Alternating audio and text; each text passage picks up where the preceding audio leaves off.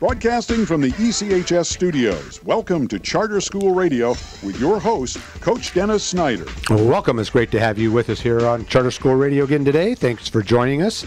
We have another, I think, great lineup for you today. Our two guests who we'll have on here the first half hour. We'll talk to a gentleman by the name of Dr. Ralph Baker, and I'll introduce him in just a few minutes here, and we'll kind of get his take on, he's spent a lot of time in the charter school movement and also as a superintendent in the regular public school system, so he has his take on the regular public school system versus the charter school movement. And again, that's what this show is all about, to bring you information about the school choice movement. And when we say school choice movement, we're talking about anything that gives parents choice.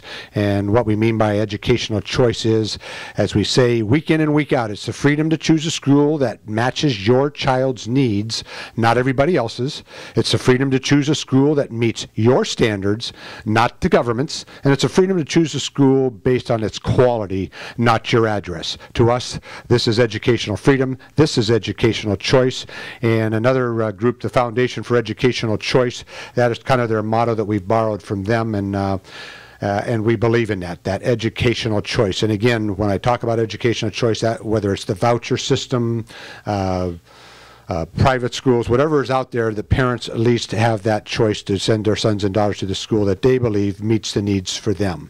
And that's what this program is dedicated to bring you on guests that talk about the different things happening in the charter school movement. And there's a lot of exciting things going on throughout our nation. Some obviously challenging times for the charter school movement in most states because of the budget cuts, facilities, funding, just the amount of money they get per student compared to the regular public schools. So there are challenges out there, but they're still thriving, they're still growing, and that's the exciting thing. And as I told you last week, a lot of exciting things going on in Indiana.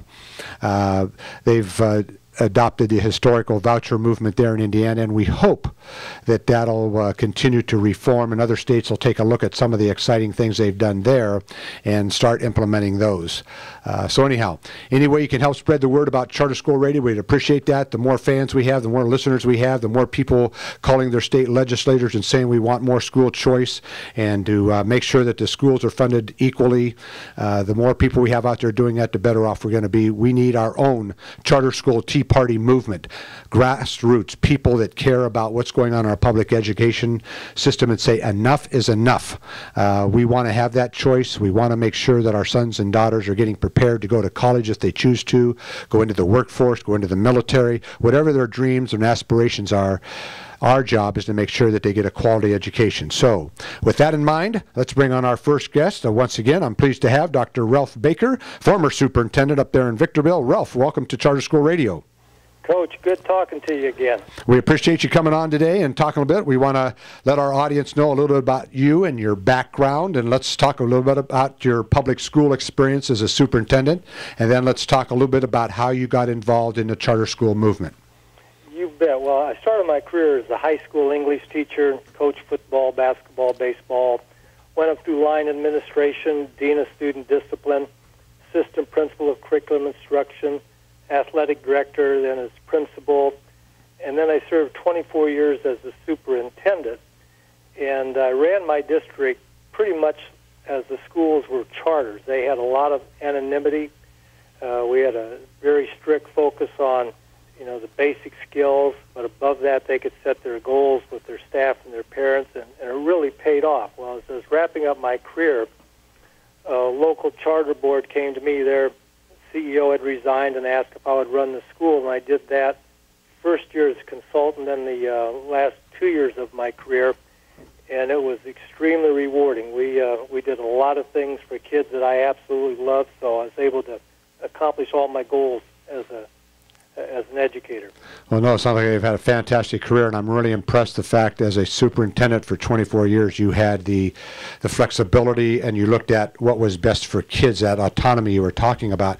How did you was that just part of you, that coaching background and philosophy that allowed you to take that path as an administrator? Because so many of them are locked into just the traditional ways, don't make any waves, keep pleasing the board, those type of things. And it's really, and I don't want to label all of them, because there's obviously a lot of great dedicated people in our public school system. Sure there are.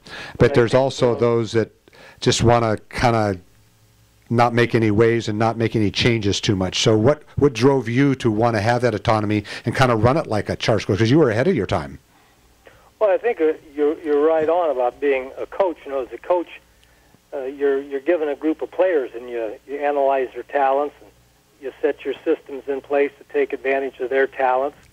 And that's the same with schools. So I negotiated with our CTA union kind of a performance-based system for school governance. And I remember my CTA president came back and said, State CTA wants to know how you got your superintendent to go along with this. And he goes, well, we didn't. He brought it to us.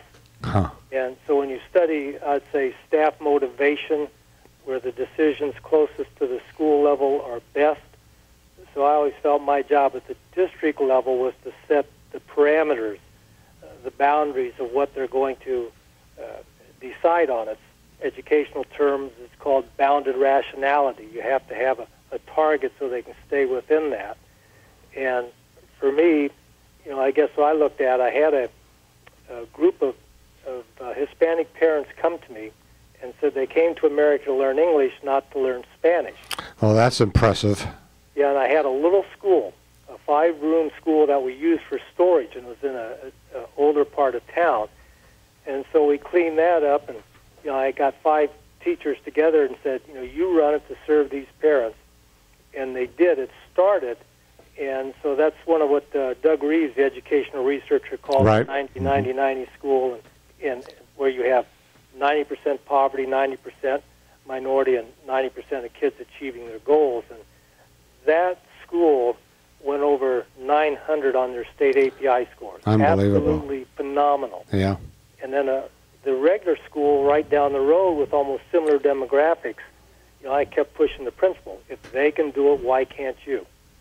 And so their staff caught fire, and the whole point was their motivation. You guys figure it out. We give you the budget. We have the highest amount of dollars per student anybody in our county at our schools. I said, you have the budget, so you have to figure out how to do it. And they did. And they went up well over 800. Wow. And so that put pressure on some of the other principals and staff who were simply making excuses, saying, well, we have all these issues. Well, the research is pretty succinct in terms of what we need to do in a high-poverty school system. The point is, do we have the will to do it? Right. Well, let's talk about, because we have a lot of listeners and people that are, in all honesty, a lot of the charter school operators that are operating in a lot of areas that you're kind of describing right now. Can you share some of the things that you think were successful and what we need to do in schools like that with our audience? Yes. The first point is the staff has to be empowered with a budget to make decisions to help kids. Now, beyond that, you go right to the effective school correlates. We have like the best body of knowledge of what makes an effective school. It's been around forever by Dr. Larry Lazat. Right. And every piece of research that has come since then will fall into one of his correlates. So one of the last pieces I just read was from Dr. Mary Poplin from Claremont Graduate University. She studied high-performing, high-poverty schools in L.A. Unified. And she came out with 3 things that all fits within the correlates. 1, strict discipline. 2, high expectations, high positive expectations by teachers of students both in school and out of school, and instructional intensity. That means when you walk into that class, their time on task is maxed out. They're right on target. They know what they're going to teach, and they coordinate as a staff their teaching efforts. So those are just 3 of the basics that you look for when you go to a school. Now, the low-performing high-poverty schools tend to focus more on hugging, feeding, feeling sorry for the kids. They do everything but the job we're hired to do. So it's not that the high-performing schools don't care and are concerned. They just never lose sight of what their job is. Right, and if you really care about them and you want to do what's best for them, you're going to challenge them. You're going to do those hard things that they need to get done, because in the long run, they're going to be better off for it. You can feel sorry for them and hug them and make excuses for them, but in the long run, they're going to suffer the rest of their lives for that. Yeah, and that's usually just having our own ego. Exactly. Yep. It makes us feel good, touchy-feely. Yeah, but I think another piece of research the parents really should hear, and about 10% of either our IQ or academic training equals success as an adult. So it's a very small piece. But there's a psychologist out of Stanford called Terman back in the 20s. He followed students from a young age to adult, and he called the kids in poverty squandered talent, because the skills that they need to be taught, that what he called middle income to wealthy parents that intuitively teach their students or their children how to ask questions, how to be more proactive, that the poverty kids tend to grow up like weeds. And some of the skills they need and they're not taught are how to communicate, social etiquette, responsibility, initiative, teamwork skills. These are the 21st century skills that our kids need, and yet we're not systematically teaching them, so we're feeding the system of keeping some kids from ever developing their true talent.